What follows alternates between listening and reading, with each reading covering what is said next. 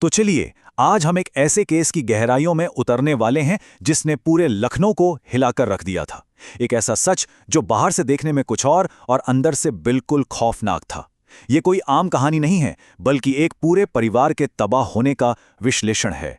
आइए, बिना किसी देरी के इस मिस्ट्री को सुलझाते हैं। अब जरा इस नाम पर गौर कीजिए, पापा लौट आओ। सुनने में किसी भी आम इंसान को लगेगा कि कोई परेशान बेटा अपने लापता पिता को ढूंढने की गुहार लगा रहा है ना? दरअसल ये उस व्हाट्सएप ग्रुप का नाम है जिसे एक 20 साल के लड़के ने बनाया था। लेकिन सच कहूं तो इस ग्रुप के नाम के पीछे जो असली कहानी छिपी है वो आपके रोंगटे खड़े कर देगी। तो मामला क्या है? सेंटर में है 50 साल के करोड़पति बिजनेसमैन मानवेंद्र सिंह। 20 फरवरी को पुलिस स्टेशन में उनके गायब होने की रिपोर्ट दर्ज होती है। और ये रिपोर्ट कौन लिखवाता है? वही 20 साल का बेटा अक्षत। लेकिन यहां सबसे बड़ा ट्विस्ट ये है कि मानवेंद्र असल में कहीं गायब नहीं हुए थे। उनका मर्डर हुआ था, और वो भी उसी इंसान के हाथों जो उनके गायब होने का नाटक कर रहा था, उनका अपना सगा बेटा। अब आप सोच रहे होंगे कि एक ऐसे अमीर परिवार में आखिर ऐसा क्या हुआ जो बात यहां तक पहुंच गई। इस सवाल का जवाब ढूंढने के लिए हमें थोड़ा पीछे जाना होगा और इस परिवार के उस टूटे हुए अतीत को समझना होगा जिसकी नींव में बहुत गहरा दर्द छिपा था। करीब 9 साल पुरानी बात है। अक्षत और उसकी छोटी बहन कृति ने अपनी मां को खो दिया था। लेकिन यह मौत कोई आम मौत नहीं थी। आज भी इस पर विवाद है। मानवेंद्र के परिवार का कहना है कि उनकी मौत ब्रेन सर्जरी के कॉम्प्लिकेशंस की वजह से हुई। लेकिन दूसरी तरफ कुछ अनवेरिफाइड अफवाहें और ससुराल वालों का मानना है कि आपसी झगड़ों के वजह से उन्होंने खुदकुशी की थी। इस बात को लेकर मानवेंद्र और उनके ससुराल वालों में हमेशा एक भारी मनमुटाव रहा। अब सोचिए, इतनी छोटी उम्र में अपनी मां को खोना और फिर घर में ऐसे आरोपों का माहौल, इन बच्चों के दिमाग पर इसका कितना गहरा और नेगेटिव असर पड़ा होगा। मां के जाने के बाद मानवेंद्र ने अकेले ही दोनों बच्चों को पाला। उन्होंने लाइफस्टाइल में कोई कसर नहीं छोड़ी। बड़े घर, गाड़ियां, सब कुछ एकदम लग्जरी। लेकिन जब बात कैश की आती थी तो वो बहुत सख्त थे। देखिए, उन्होंने अपनी दौलत खुद बनाई थी, तो वो चाहते थे कि बच्चे भी पैसे की अहमियत समझें। इसी वजह से उन्होंने अक्षत को पॉकेट मनी देने के बजाय अपने ही शराब के ठेके पर सिर्फ 1000 रुपए महीने की नौकरी पर रख दिया। पिता का इरादा तो शायद मेहनत सिखाने का था, लेकिन उन्हें इस बात का बिल्कुल अंदाजा नहीं था कि उनकी ये सख्ती बेटे के अंदर एक बहुत गहरी कड़वाहट और नफरत पैदा कर रही थी। और फिर एक ऐसा वक्त आया जब यही कड़वाहट उस हद तक पहुंच गई जहां से कोई वापसी नहीं थी। एक ऐसा टिपिंग पॉइंट जिसने पिता और पुत्र के बीच के रहे सहे भरोसे को भी चकनाचूर कर दिया। हुआ ये कि अक्षत की हरकतें अब बिल्कुल बेकाबू होने लगी थीं।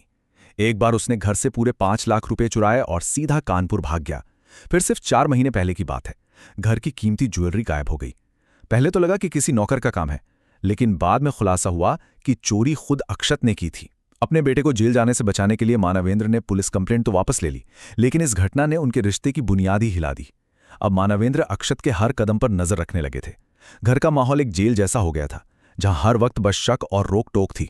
50 लाख रुपए, ये कोई छोटी रकम नहीं है। मानवेंद्र ने अपने शराब के ठेकों के लाइसेंस रिन्यूअल के लिए इतना भारी कैश घर पे रखा हुआ था। 19 फरवरी की शाम को जब उन्होंने पैसे गिने तो उसमें से एक बहुत बड़ा हिस्सा गायब था। अब उन्हें यह समझने में एक सेकंड भी नहीं लगा कि यह काम किसका हो सकता है। और बस यहीं से उस खौफनाक रात की शुरुआत हुई जिसने हमेशा के लिए इस परिवार को खत्म कर दिया। आइए अब सीधे उस रात की घटना को स्टेप बाय स्टेप समझते हैं, क्योंकि जो कुछ उस रात हुआ वो सच में डरा देने वाला है। 19 फरवरी की देर रात की बात है। उन गायब हुए पैसों को लेकर बाप बेटे में भयंकर बहस छिड़ गई। बताया जाता है कि दोनों ने शराब पी हुई थी। गुस्से में आकर मानवेंद्र ने अक्षत को थप्पड़ मार दिया और उस पर अपनी लाइसेंसी राइफल तान दी। उन्होंने गोली नहीं चलाई, लेकिन अक्षत के लिए यह बात एक बहुत बड़े अपमान में बदल गई। अपनी गलती मानने के बजाय वो पूरी रात बस इसी गुस्से में खौलता रहा। और फिर 20 फरवरी की सुबह 4:30 बजे जब घर में सब सो रहे थे, अक्षत अपने पिता के कमरे में गया, वही राइफल उठाई और पॉइंट ब्लैंक रेंज से उन्हें गोली मार दी। कुछ ही घंटों बाद जो कवरअप शुरू हुआ वो इस कत्ल से भी ज्यादा विचलित करने वाला था। लेकिन इस पूरी कहानी में हम उस शख्स को नहीं भूल सकते जो इस खौफनाक मंजर का इकलौता गवाह था। अक्षत की 17 साल की छोटी बहन कृति। गोली की तेज आवाज से उसकी नींद खुल गई थी। जब वो भागकर कमरे में पहुंची तो सामने भाई के हाथ में बंदूक थी और पिता खून से लथपथ पड़े थे। रिपोर्ट्स की माने तो अक्षत ने उसे सीधे धमकी दी कि अगर उसने एक लफ्ज भी किसी से कहा तो उसका भी वही हाल होगा। जरा सोचिए उस 17 साल की लड़की के बारे में जिसने पहले ही अपनी मां को खो दिया था और अब इस खौफ और सदमे के बीच उसे बिल्कुल चुप रहने पर मजबूर कर दिया गया। अब इसके बाद अक्षत ने जो किया वो ये साबित करता है कि ये सिर्फ गुस्से में उठाया गया कदम नहीं था, बल्कि एक बेहद निर्मम और ठंडे दिमाग से रची गई साजिश थी। देखिए, इसके बाद के स्टेप्स कितने कैलकुलेटेड थे। सबसे पहले तो अक्षत ने अकेले ही उस 100 किलो से ज्यादा भारी शव को तीसरे माले से घसीटकर ग्राउंड फ्लोर पर लाया।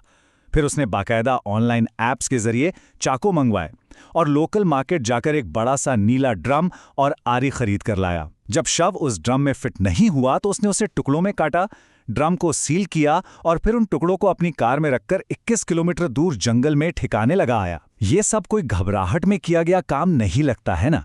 ये एक बहुत ही सोची समझी प्लानिंग थी। और सबूत मिटाने का ये खौफनाक सिलसिला यहीं नहीं रुका। उसने उस लाइसेंसी राइफल को जमीन में गाड़ दिया, खून से सने कपड़े और चादरें सब जला दी। हद तो तब हो गई जब उसने उस कमरे की दीवारों को फिर से पेंट कर दिया ताकि खून का एक भी निशान ना बचे। और सबसे भयानक बात पता है क्या है? उसने अपनी उस डरी सिरमी 17 साल की बहन को जबरदस्ती स्कूल भेजा ताकि वो अपने 11वीं के एग्जाम दे सके और बाहर किसी को रत्ती भर भी शक ना हो कि घर में क्या हुआ है। एक बिल्कुल नॉर्मल रूटीन का ऐसा झूठा और डरावना नाटक रचा गया। लेकिन कहते हैं ना, क्राइम चाहे कितना भी परफेक्ट क्यों ना हो, कोई ना कोई सुराग तो छूट ही जाता है। तो चलिए देखते हैं कि पुलिस के सामने ये सारा झूठ कैसे ताश के पत्तों की तरह ढह गया। अक्षत ने बड़ी चालाकी से पड़ोसियों को ये कहानी सुनाई थी कि उसके पिता दिल्ली गए हुए हैं, लेकिन पुलिस इन्वेस्टिगेशन में 3 बहुत बड़े सुराग हाथ लगे। पहला, मानवेंद्र के तीनों मोबाइल फोन एक ही समय पर लखनऊ में ही स्विच ऑफ हुए थे, दिल्ली में नहीं। दूसरा, अक्षत की बुआ ने उसे अपनी कार की डिग्गी को बड़ी ही अजीब सी बेचैनी के साथ जोर जोर से रगड़कर साफ करते हुए देखा था। और तीसरा और सबसे पुख्ता सबूत, वो ऑनलाइन ऑर्डर्स का डिजिटल फुटप्रिंट जिससे उसने चाकू मंगवाए थे। इन तीनों चीजों ने अक्षत की उस दिल्ली वाली कहानी की धज्जियां उड़ा दी। जैसे जैसे पुलिस का शिकंजा कसता गया, अक्षत की कहानियां भी रोज बदलने लगीं। पहले तो वो अड़ा रहा कि पिता दिल्ली गए हैं, फिर जब सख्ती से पूछताछ हुई तो उसने कहानी बदली कि नहीं, उन्होंने तो सुसाइड कर लिया है। और जब पुलिस ने और सवाल दागे तो बात सुसाइड से सेल्फ डिफेंस पर आ गई। लेकिन आखिरकार सबूतों के उस पहाड़ के आगे उसे झुकना ही पड़ा। उसने अपना जुर्म कबूल कर लिया और उसी की निशानदेही पर पुलिस को ग्राउंड फ्लोर के उस खाली कमरे से वो भयानक नीला ड्रम बरामद हुआ। अब यहाँ एक बहुत बड़ा सवाल हमारे सामने आता है, क्या यह मर्डर सिर्फ उस रात की एक छोटी सी बहस का नतीजा था या फिर इसके पीछे कोई और ही खेल चल रहा था? देखिए, पड़ोसियों और लोगों की बातों से कई अनवेरिफाइड थ्योरीज सामने आईं। कुछ का कहना था कि अक्षत को अपनी महंगी लाइफस्टाइल और महंगे गिफ्ट्स का चस्का लग गया था। कुछ ने तो यह भी दावा किया कि वो बुरी संगत और किसी तरह के नशे का शिकार था। एक थ्योरी यह भी कहती है कि वो बिना किसी रोक टोक के पिता के बिजनेस पर पूरा कंट्रोल चाहता था। हम ये साफ कर दें कि ये सिर्फ आरोप और थ्योरीज हैं जो साबित नहीं हुई हैं, लेकिन ये इस बात की तरफ जरूर इशारा करती हैं कि उस घर की 4 दीवारी के अंदर बाप और बेटे के बीच नफरत की जड़ें कितनी गहरी हो चुकी थीं। और अब आते हैं इस पूरे विश्लेषण के आखिरी और सबसे दर्दनाक हिस्से पर, इस ट्रेजेडी के उस अंजाम पर जो हमेशा के लिए एक निशान छोड़ गया है। इस केस का सबसे अजीब मनोवैज्ञानिक पहलू देखिए। एक तरफ हमारे सामने एक ऐसा शख्स है जिसने पूरी प्लानिंग के साथ एक मर्डर किया और बहुत ही शातिराना तरीके से सबूत भी मिटाए, लेकिन दूसरी तरफ जैसे ही अक्षत को अरेस्ट करके जेल भेजा गया, उसका एक बिल्कुल ही अलग रूप सामने आया। पहली ही रात से वो बुरी तरह बड़बड़ाने लगा और फूट फूट कर रोता रहा। उसका दिमागी संतुलन इतना बिगड़ गया कि जेल अथॉरिटीज को उसे साइकियाट्रिक वार्ड में शिफ्ट करना पड़ा। ये जो कंट्रास्ट है ना, बाहर एक कोड कैलकुलेटेड कातिल और सलाखों के पीछे एक बुरी तरह से टूटा हुआ इंसान, ये वाकई बहुत हैरान करने वाला है। लेकिन इस पूरी कहानी के अंत में जो बात सबसे ज्यादा दिल को चुभती है वो है 17 साल की कृति। अगर कोई इस पूरे केस में असल पीड़ित है तो वो वही है। कुछ साल पहले उसने अपनी मां को खो दिया और अब अपने ही भाई के हाथों अपने पिता को भी। इस भयंकर पारिवारिक त्रासदी के बाद वो एकदम अकेली रह गई है। जिस उम्र में उसे पिता के साये और भाई के प्यार की जरूरत थी, आज उसके पास कोई नहीं है। ये केस हमें क्राइम के पीछे के उस उलझे हुए मनोविज्ञान को तो समझाता ही है, लेकिन जाते जाते ये हमें एक ऐसे सवाल के साथ छोड़ जाता है जिसका जवाब किसी के पास नहीं है।